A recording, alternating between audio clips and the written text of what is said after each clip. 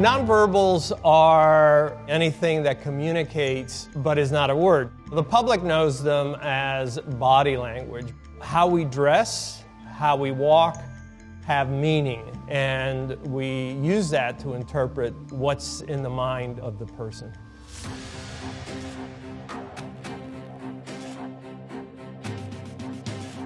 My name is Joe Navarro, and for 25 years I was a special agent with the FBI. My job was to catch spies.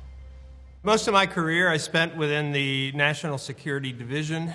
A lot of it had to do with looking at specific targets, and then it was about, well, how do we get in their heads and how do we neutralize them? Our security is based on nonverbals. We look at the person through the peephole. We look at who's behind us at the ATM machine. We know from the research that most of us select our mates based on nonverbals. So we may think we're very sophisticated, but in fact, we are never in a state where we're not transmitting information.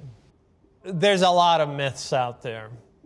The ones that stand out is if you cross your arms, that it's a blocking behavior. That's just nonsense. Even when you don't like the person that is in front of you, this isn't to block them out. It's actually to self-soothe. Because in essence, it's a self-hug. When you're sitting at a movie and you're watching, you're going to cross your arms. You're waiting for somebody, you tend to do this. What's interesting is we do this behavior more in public than in private. The other one that really stands out is as we think about something, we may look in a certain way.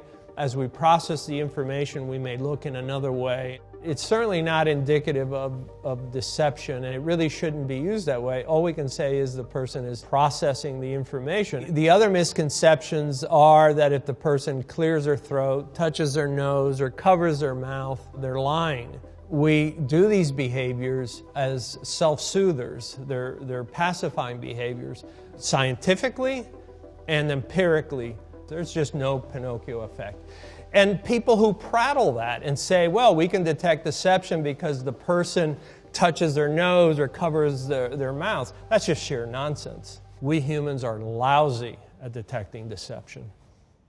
Espionage work is often nowhere near what we see in movies. And in one of the cases, we had information from another country saying, you have an American we think is actually a mole who somehow entered the United States, is able to pass as an American, but he's here working for a hostile intelligence service. And just fortuitously, he was videographed coming out of a flower shop. We're looking at the video, and everybody in our small unit, we were saying, well, there's not much there. You know, he's coming out of the shop, getting in his car.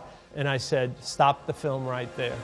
Just as he came out of the shop, he took the flowers, and most Americans tend to hold the flowers by the stalk so that the flowers are up. This individual took them and grabbed the stalk and then held the flowers so that they were facing down.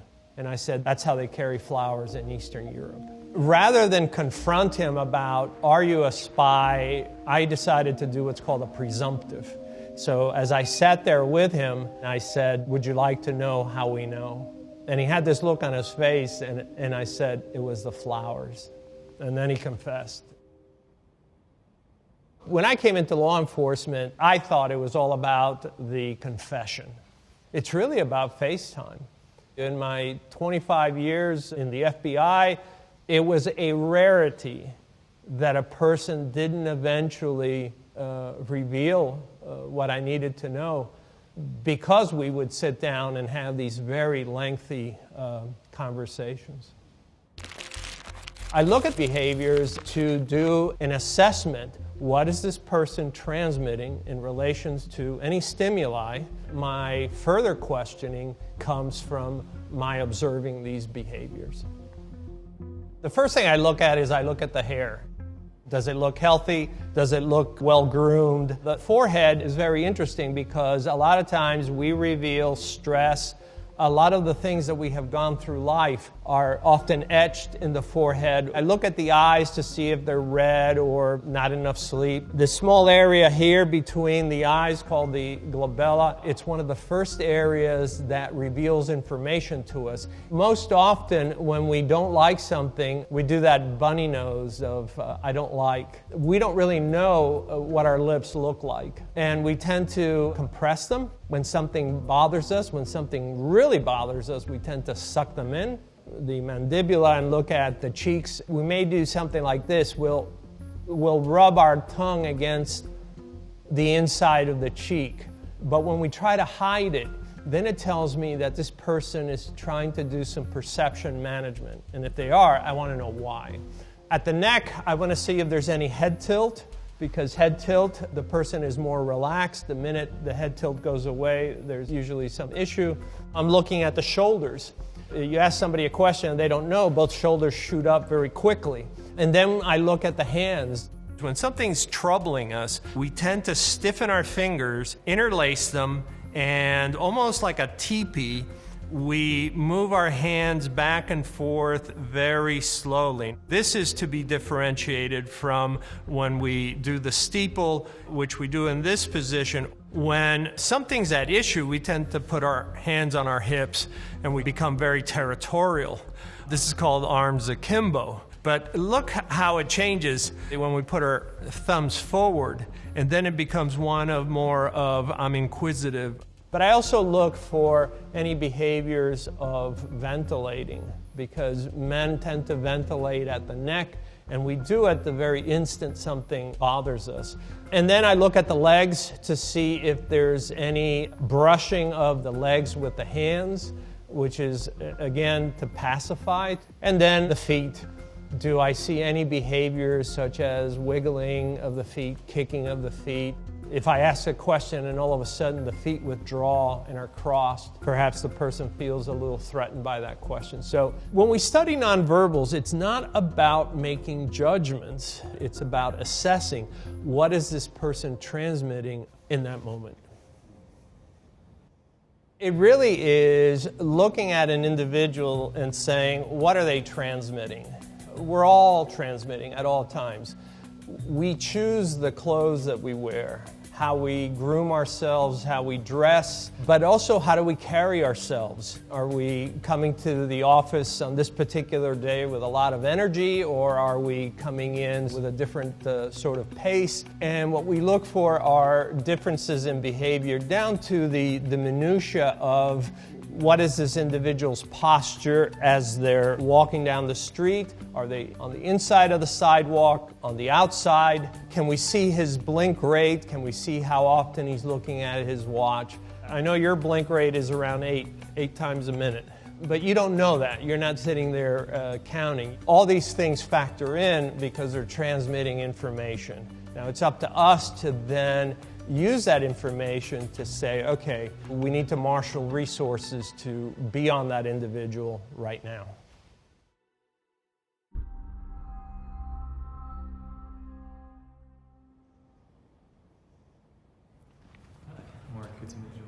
So in most Western cultures, the first time people touch is when they shake hands.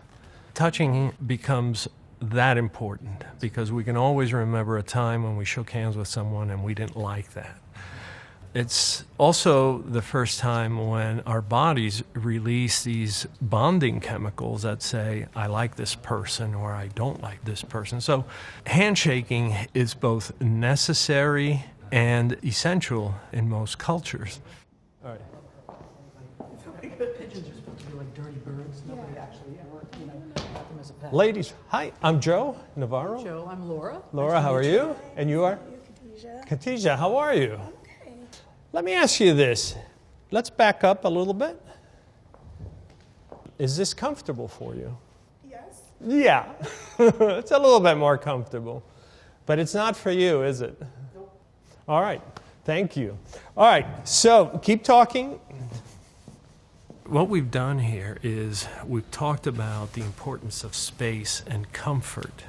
They don't realize is how much further apart they are now standing. And it's because we have brought this subject up to make them comfortable about saying, hey, it's okay to be comfortable at your perfect distance. And so now we see when they rock away from each other and they create this space. If you notice, their feet tend to move around more.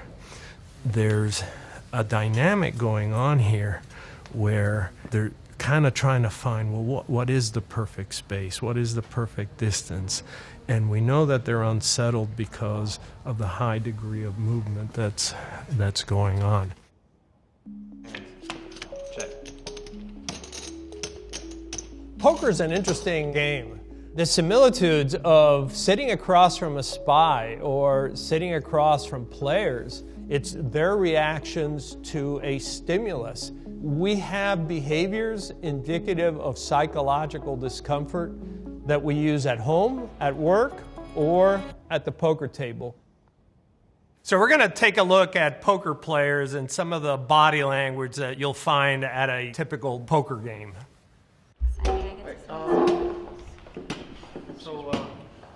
So we'll pause it right there. So one of the things that you first notice is that when a table is called, this is the first time many of them see each other.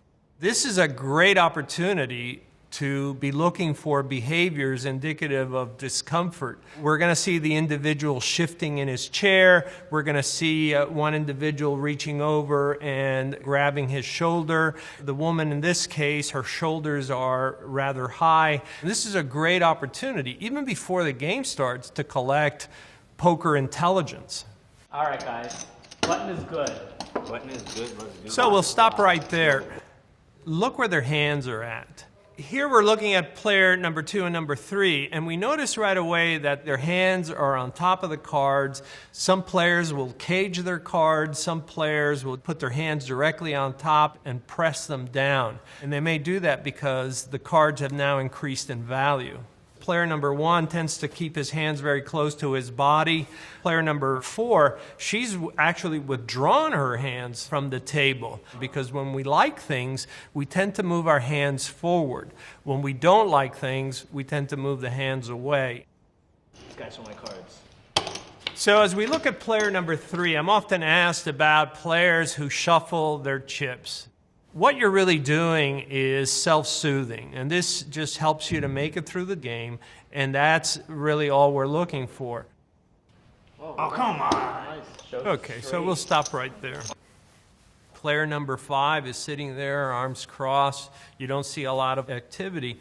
That doesn't mean he's not transmitting a lot of information. On down the line, I want to see where those thumbs of his are, because he holds them very close when nothing's going on. But does that change as the game evolves?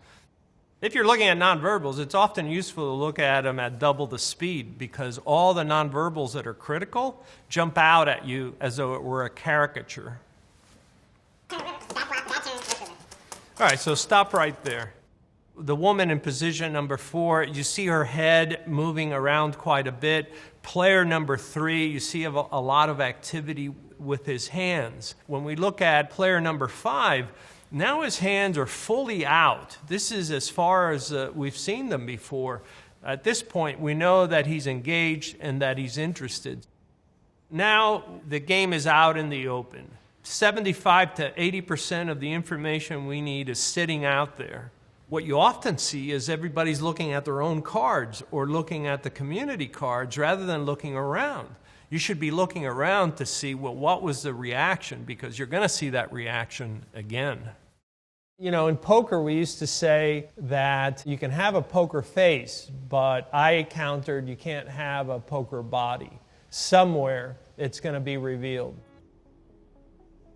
When I was in college in the early 70s, there were really no courses on nonverbal communications. You quickly realize that, to a great extent, it's really about what you can interpret from behavior. And so we talk about nonverbals because it matters, because it has gravitas, because it affects how we communicate with each other. When it comes to nonverbals, this is no small matter.